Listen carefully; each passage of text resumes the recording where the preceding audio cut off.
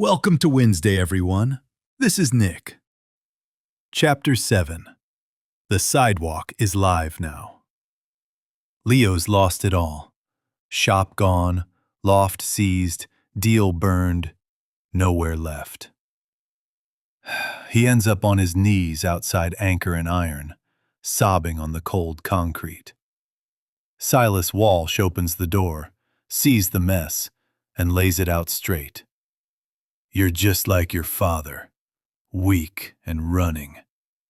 But you can stay if you're willing to be broken down completely and rebuilt from nothing. Full audio dropping here. Hit play and hear the moment everything shifts. All links to YouTube, Spotify, Rumble, etc. in the link tree. Patreon members get Chapter 8 1 week early. It's available now over there. Book releases April 5th. Let's get into it. Chapter 7. The Sidewalk. Leo drove with no destination. The city passed outside the windows like a fever dream.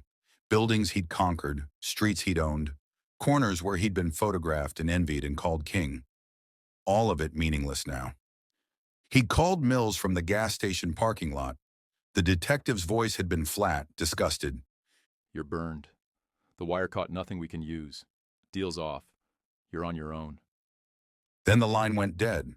Sarah would go to prison. Leo would face charges. Magnus would decide when and how Leo stopped breathing. His phone rang. Unknown number. He answered because nothing mattered anymore. Leo Crichton? A woman's voice. Official. Tired. Yeah.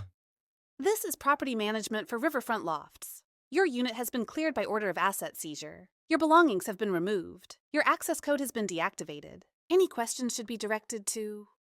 Leo hung up. The loft was gone. Eclipse Inc. had already been liquidated. Magnus's friends moving fast. The machines, the furniture, the art, everything. He had the clothes on his back. The Mustang. $23 in his wallet.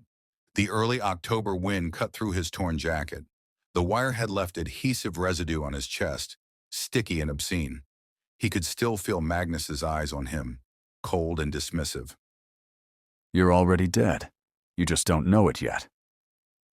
Leo drove south on Division Avenue into the part of Grand Rapids he'd never needed to know. The gentrified blocks gave way to empty storefronts and barred windows. Sodium vapor lights cast everything in sickly orange. He saw the sign, Anchor and Iron. Simple letters. No neon, no flash. Just honest work advertised honestly. Leo pulled over, killed the engine, sat in the darkness staring at the shop. It was past midnight, closed obviously, but a single bare bulb burned in the back, casting dim golden light deep inside. A sentinel's lantern. Silas Walsh's fortress. Leo got out of the car. The wind cut through his jacket, found the holes, the gaps where the wire had been. He felt naked, exposed. He crossed the empty street. His footsteps echoed off the buildings. He stopped in front of the plate glass window. His reflection stared back, hollow-eyed, pale, broken.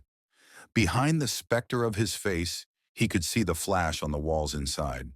Bold, unwavering designs, eagles and anchors and ships that would outlive him by centuries. The tears came before he realized he was crying. Great, ragged sobs tore from somewhere deep in his chest. His legs gave out. He sank to his knees on the cold concrete sidewalk, right there in front of Anchor and Iron. He pressed his forehead against the cool glass of the window, his body shaking with the force of it. Everything was gone. The talent meant nothing without character. Sarah was in a cell because of him. He'd sold his honor to the police and been caught by the criminals.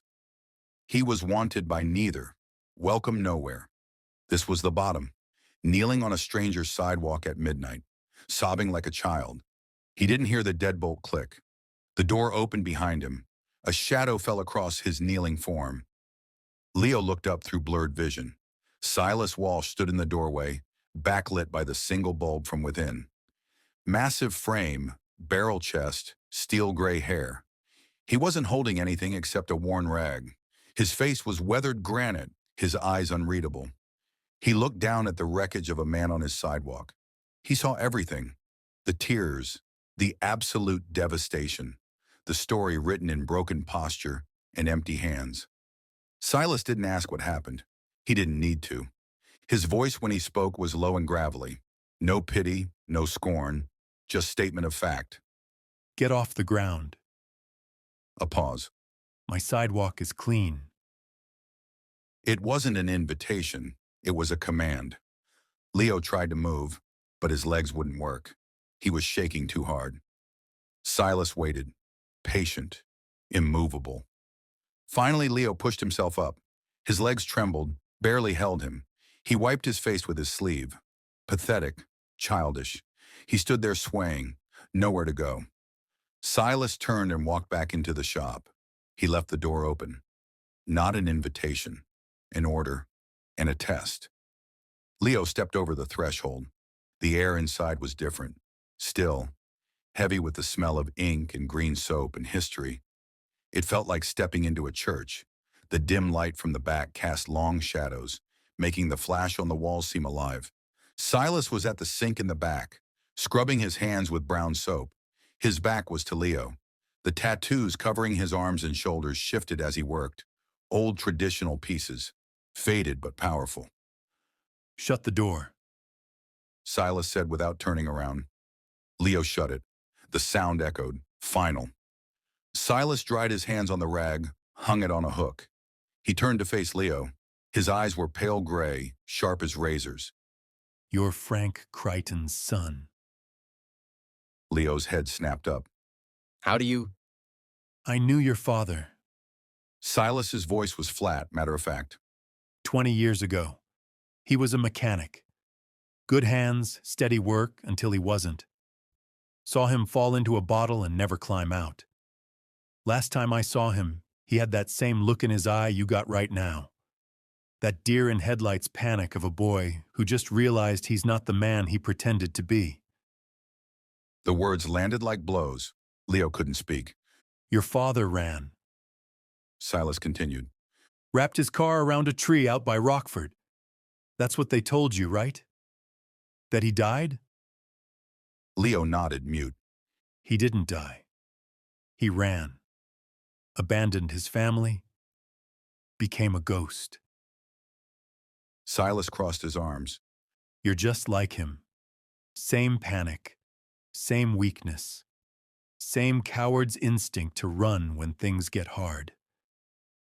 Leo's jaw clenched. I'm not. You are. Silas's voice cut like sheet metal. You're a coward, Leo Crichton. You're selfish.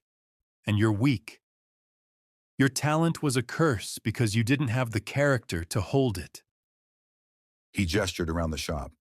This isn't for you. This is for men.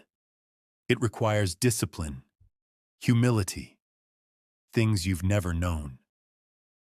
Every word was true. Leo had nothing to defend himself with. But Silas said, letting the word hang in the air. a man can be rebuilt. If he's willing to be melted down to slag first. If he's willing to let everything he thought he was burn away in the fire. He took a step forward, stood directly in front of Leo. I am not offering you a job. I am not offering you forgiveness. I am offering you a choice.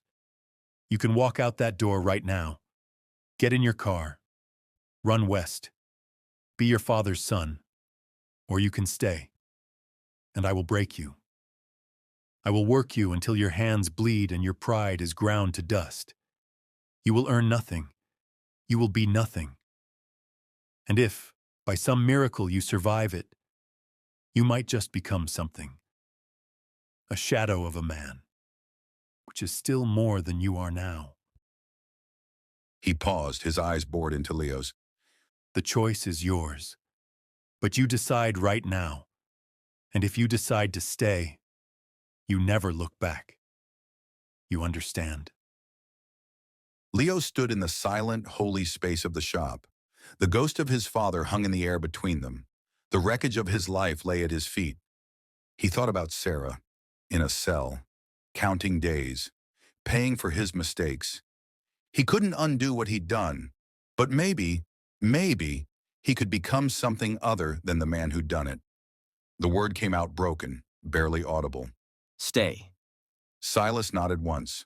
No warmth, no congratulation, just acknowledgement. There's a shipping container in the alley out back. Blue, unlocked. Inside there's a cot, a heater, a bucket. That's where you sleep. You be here at 7 a.m. tomorrow. Not 7:01, 7. You understand? Yes. You don't call me Silas. You call me sir. You don't speak unless spoken to. You do what you're told when you're told. You fail, you're out. No second chances. You understand? Yes, sir. Get out of my sight. Be back at 7. Leo turned toward the door. Crichton. He stopped, looked back. Silas was already turning away, heading toward the back of the shop, but he spoke over his shoulder. Your father was a coward. You don't have to be. Then he was gone, disappearing into the back room. The lights stayed on, the door stayed unlocked. Leo stepped outside. The early October wind was still cold, still cutting, but something had changed. The weight was still there, the guilt, the shame, the loss. But beneath it, something else. Small, fragile, barely alive. Purpose. He walked to the alley, found the blue shipping container, pulled the door open. Inside, a cot with a thin blanket, a portable heater, a bucket, a jug of water.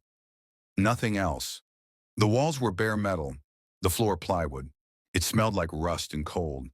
It was a cell, but it was a cell he'd chosen. Leo lay down on the cot. The blanket was thin, the heater barely functional. He could see his breath, but he'd made the choice. He'd said the word, stay. The king of Grand Rapids was dead. What lay on the cot in the shipping container wasn't a king, wasn't even a man yet, but it was a beginning.